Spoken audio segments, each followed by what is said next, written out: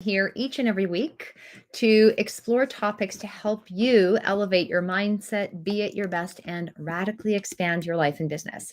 And today I'm talking about grief and how, when you get really stuck in this grief cycle, you can relieve yourself and start to find motivation to move forward with your current life and really move forward into a future and beautiful state in an authentic way.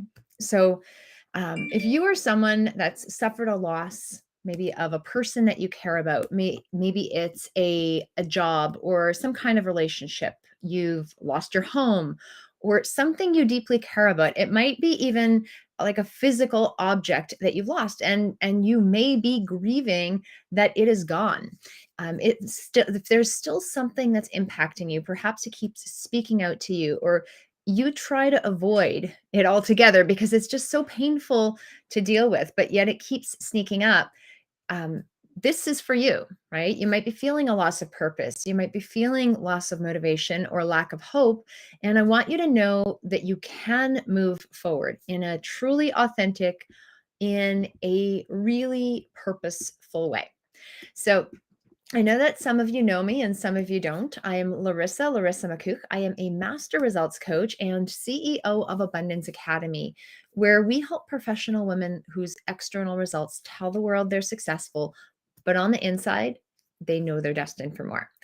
And I help them stop holding themselves back so they can go after their dreams and love themselves, love their business, and love their lives once again. So I would love to know where you are coming in from. If you are tuning in by replay, type in replay in the chat. If it's your first time, type in first time in the chat.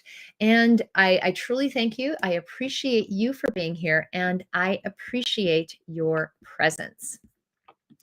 So I just want to share a couple of stories and just a few really key points in my life where I've experienced grief, and I've gone through this grief process. And there are three different times that are all very different from one another. So the first time I really, there were a couple times when I was much younger, but the first time that really stood out to me was when my grandmother died. Right. Actually, both of my grandmothers, when they passed away, those were very, very difficult times for me. Right. My first grandmother passed away, and it was one of the first major losses in my life. I didn't know how I could potentially go on. I was about, I think, 8 or 10 at the time. And I really held on to that because I remember when we went to visit, there were always so many wonderful and beautiful and positive memories. My second grandmother, when she passed away, I was in my early 20s, and she was always like the strength and the rock. And I remember I never ever thought she would pass away. There were a couple times she'd go in the hospital, and she'd always come out, and she'd always go back into her garden and just be there to support us and our family. And so both my grandmothers, when they did pass away, there was this sense of, oh my gosh, I'm never going to see them again. And I'm not going to have these people to help me and to support me the way they had their entire lives. They were almost invincible. And so that was one of the experiences that I had. And in both those situations, I really held on to that loss for many, many years. At the time, I didn't have good ways of dealing with it or good ways of processing it. I knew that people passed on, and it was a natural process and cycle of life that didn't make it feel any better for me. So those two cases, I really did hang on for many, many years, for like more than 10 years for each of them. Another one that's a bit different was when I left a position, the previous position that I held before starting this company, starting this business. I was working at a Pilates studio, and I was there for over 10 years. And this job had literally, it wasn't just a job. I wasn't just working for the money. It was a part of me. It was part of my identity. It was a part of my life. I loved my work. I loved the people I worked with. I really truly loved the opportunities I had and the experiences I had in that state. There were things I needed to move on from in order to progress with my life. However, when I left, there was a noticeable sense of grief, so much stronger than many other things that I had lost or moved on from in my life. And even with that, it took time to move on from and to get over, because when I initially left, I didn't, again, have the tools to progress and move on from it. The third thing was when my father passed away. And by the time this happened, I had started to really acquire tools, mindset tools, tools of perception, and tools to be able to help me manage myself, manage my emotions, and really start to understand who I was. I'd done a lot of introspection. I'd done a lot of this type of work. I had worked with Bob Proctor in a very intense way. I had worked in the world of neurolinguistic programming and started working with clients in a different way. And so when my father had passed away, actually, I found NLP right after he passed away, which was also a part of the recovery. So, however, when I had these mindset tools, it really was a different perspective, because it wasn't just the loss of my father and not being able to be around him. It was more about me. This type of grief was different. It was more of the grief I was feeling was, wow, he's gone. And I'm not going to be able to share the me I really know I need to be with him, right? There was a lot of forgiveness I had to go through. There was a lot of other types of emotions, and when I look back now, um, I've really started to evolve as a human as a result of that opportunity, right? It was a different kind of grief. It wasn't just, oh my gosh, she's not coming back. It was a different type of grief.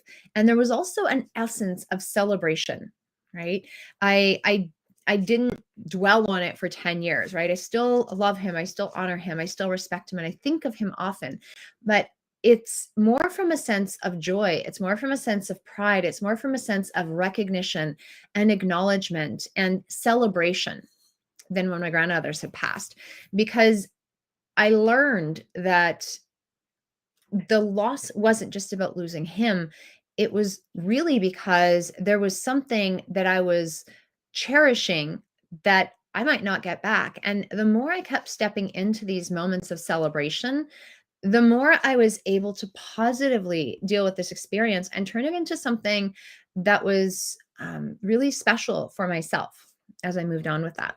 And so, why am I telling this to you? Why am I sharing these stories with you? Because grief is real and it really does affect us all at one point or another in our lives. And it's going to come up probably several times throughout your life. And there are some people that can deal with it in a beautiful, really healthy, and resourceful way, while others get stuck in this unresourceful state, and sometimes it can even take over your life. And I've certainly had I've met some people who have had significant losses, and 5, 10, 20, 40 years later, they're still weighing on them and they haven't been able to move on.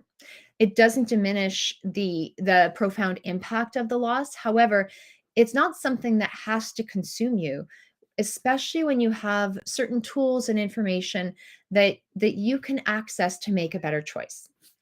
So why am I telling you this? I want you to really ask yourself, are you willing to face your grief? Because here's the thing, you got to face your grief. So are you willing to face your grief and really take the time to uncover what you need to do to move on in a healthy and resourceful way?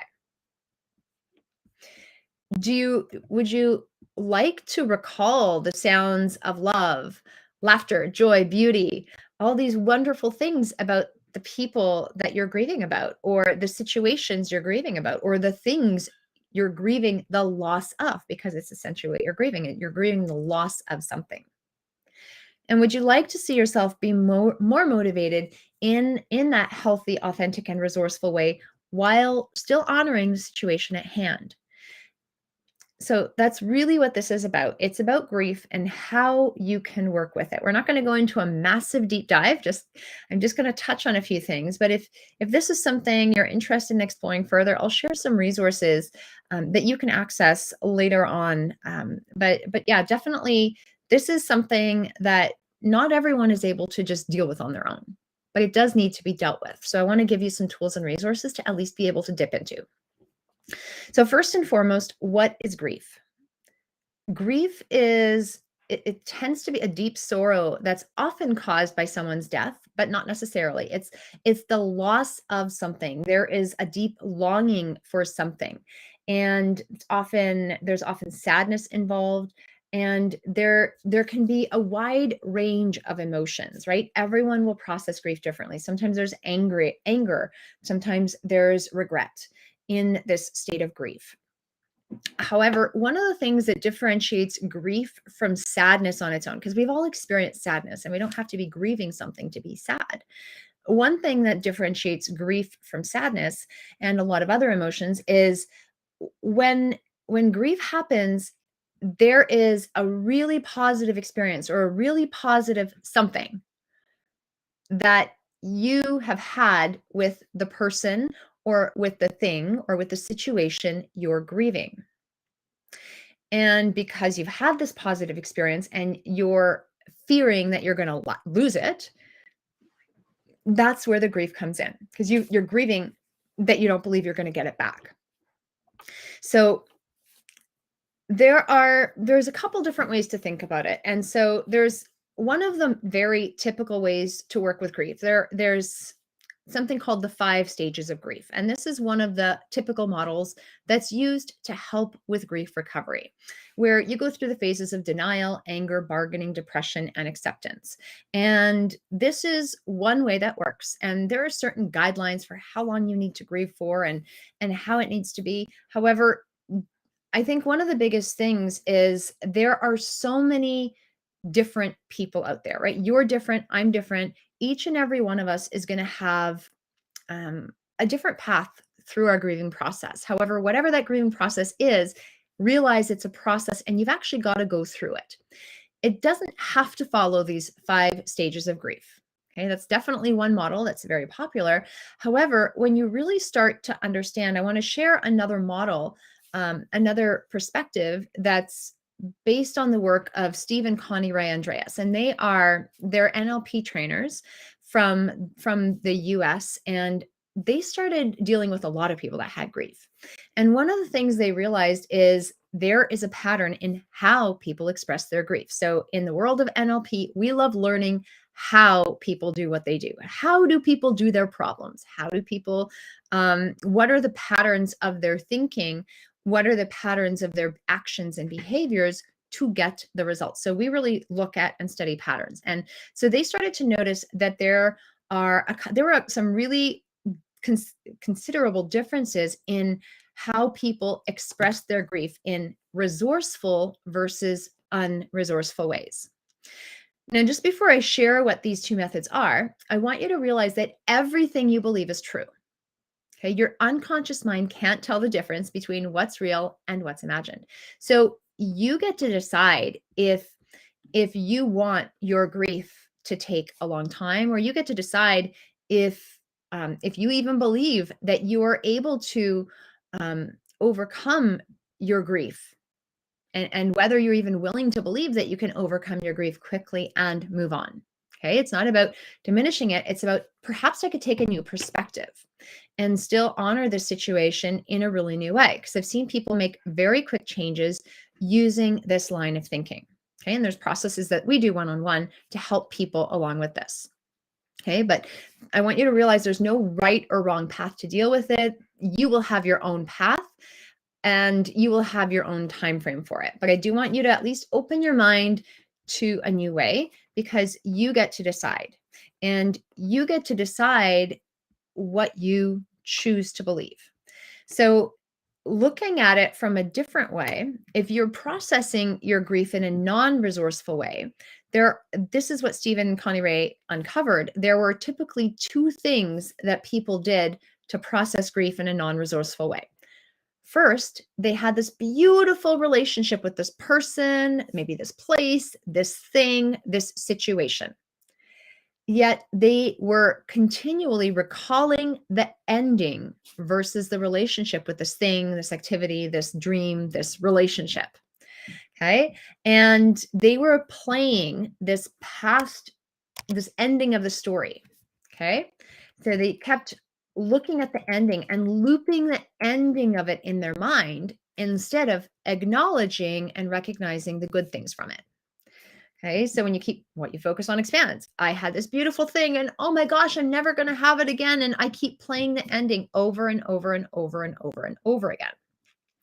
The second thing they did was another thing that would be common is they would dissociate from the experience of the loss. They would literally remove themselves emotionally. It's almost like ignoring it from your emotions, cutting your emotional thing off. Let me put myself in a box so I don't feel my emotions. And so those were the two things that they did. They just didn't allow them to feel themselves to feel anything. And sometimes if you've had trauma, if you've had some significant trauma, that might even prevent you from getting to the point of feeling the grief. Oh, sometimes when you overcome your trauma, you might start feeling all other kinds of emotions that don't make sense. However, those emotions might be grief that you didn't actually process at the time because you may have had some other trauma that was in the way. Okay, so this is something we look at with private clients.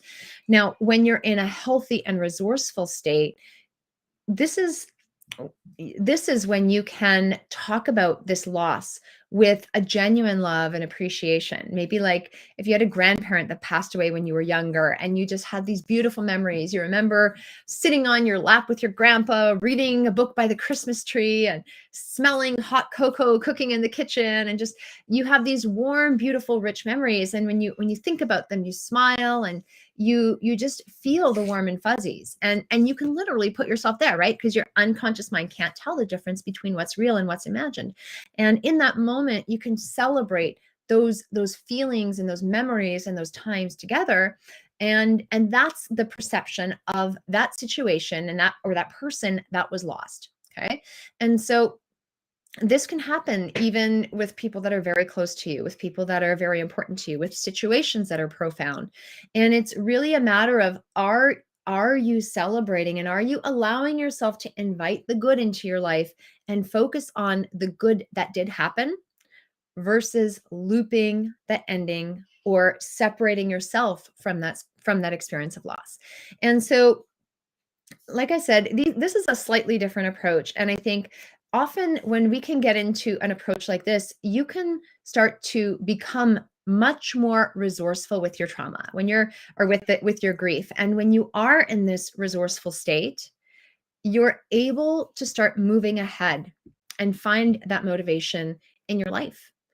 You can keep showing up with purpose. You can keep showing up in an authentic and motivated way when you're focusing on what's working, when you're focusing on what good has happened, because everything you believe is true. And if you truly believe that everything and everyone and every situation that's ever happened in your life has happened for a reason, and you really truly honor and respect that reason, you can take that with you and move forward with authenticity, confidence, and with grace.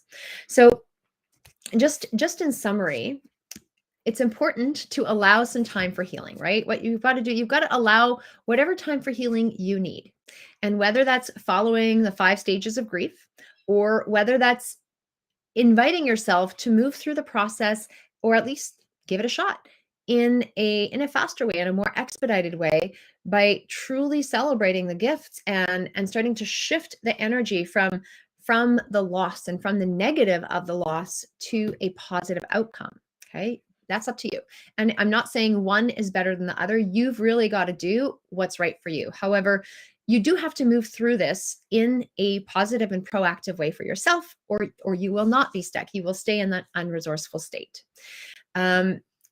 Really finding activities to draw out that meaning and purpose, and getting to know yourself better than everyone else is an absolutely fundamental part of that. Because when you are confident in yourself, when you are confident and sure of who you are and how you're showing up, things will happen and you can still show up at your best because you know your standards for yourself. You can honor and respect the situations around you, but you can unapologetically start to show up in your world as your best self for those around you.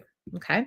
So if you feel like you can take this information and run with it and go through this process on your own, go ahead and play with these tools. If you feel like, okay, I think I'm in a state of grief, I'm grieving, and I think sometimes we get into this idea that grief has to be about a person, right, or a loss of relationship. But I didn't really think about grief. I knew grief about people that were lost, but I didn't really think about grief in terms of situations until I grieved the position I gave up on my own, right? I left the company. I chose a new path, yet I was grieving that choice and that loss for a while.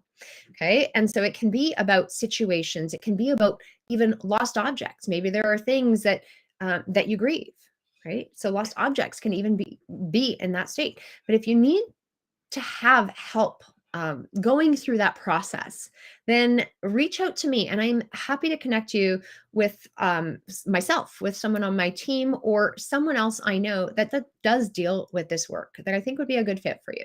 Because if you're going through something and you aren't really effectively dealing with it on your own and it's holding you back from other things in your life, it's not a matter of just brushing it aside.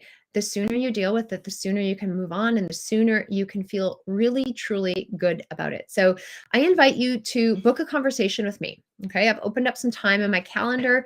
We will make sure to pop a calendar link and let's see if this is something that I can help you with or I can refer you out to in order to deal with that grief, because there is no one size fits all. However, it's so important that you do acknowledge where you're at, where you want to go, and find your best path to get there. So, if this is something that you want to deal with, definitely book a call with me. If you think that this information that I've shared might be helpful to someone in your world, if there's anyone that you know that this recording might be good to send it over to them, right? Like 20, 25 minutes.